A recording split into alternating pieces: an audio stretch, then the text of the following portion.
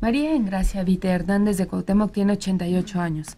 Héctor, por favor, contésteme. ¿A qué viene el Papa a México? Le parecerá rara mi pregunta, pero yo no entiendo esta visita. Ya ni es tan querido en el país. ¿Cómo ya ni es? Ya hablo por No, todos. hay un respeto por el que es la cabeza de la religión en el mundo entero. Pues es pastoral, ¿no?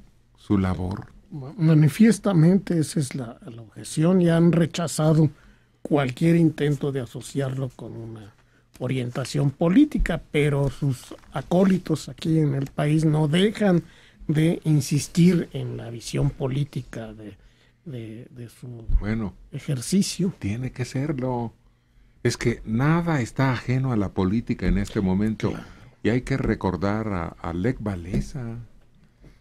Sí. Hay que recordar el derrumbe de la Unión Soviética también por una intervención, vamos a decir, aunque sea muy lateral. Eso los envalentonó y piensan que pueden acabar con los países laicos, con las constituciones laicas que todavía hay en algunos estados.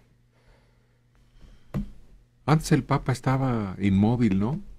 Sí. Pero de repente se empezó a poner de moda eso de los viajes y pues era una significación. Fíjate, no había medio de comunicación que se aislara en ese acontecimiento y eso es parte de la propaganda y la publicidad que necesita una religión, ¿o no?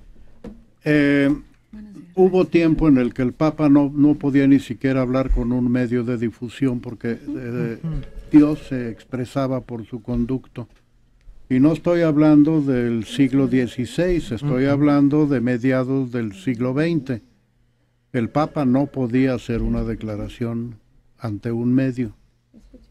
Se dio el célebre caso de un periodista mexicano que fue al Vaticano y trajo una fotografía dedicada a la revista Siempre por el Papa, José Natividad Rosales. Pío XII. Y tuvo el Vaticano que desmentir y explicar cosas como esa, de que no hablaba con periodistas, por lo tanto no había la entrevista era falsa y la fotografía lo era más. Escribió Tras las rejas del Vaticano, ¿se acuerdan? Sí. Él fue sacerdote. ¿Él? ¿José Natividad Rosales? Estudió en Roma y tenía una característica bien curiosa. Falsificaba cuadros de Siqueiros y Siqueiros se los firmaba para que los vendiera como auténticos. Era un tipazo, José Natividad. Era asombroso. Yo lo conocí porque tuvimos una charla ocasional y tenía una memoria súper prodigiosa. Y una cultura, pero enciclopédica. Por supuesto.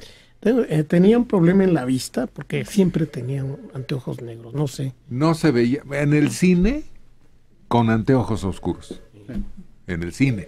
De manera que imagínate si se los quitaría a la luz del día o a la luz.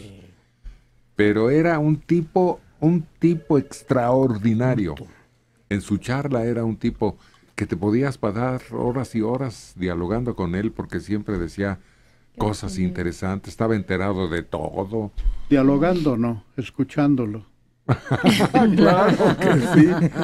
Nada te dejaba oportunidad de decir. Pero es Juan XXIII el que empieza a hacer una apertura de la iglesia con el mundo exterior, que ya el Vaticano empieza a tener mayor comunicación, y el que empieza con los viajes, el primero que hace viajes es Juan Pablo II. Juan Pablo VI. Viene el aggiornamiento. Acuérdate que él viene a Nueva York. Paulo VI está en el estadio de los Yankees y luego va a Colombia, a Medellín, al gran concilio de Medellín o conferencia episcopal. Y sí, él inicia ese tipo de recorridos.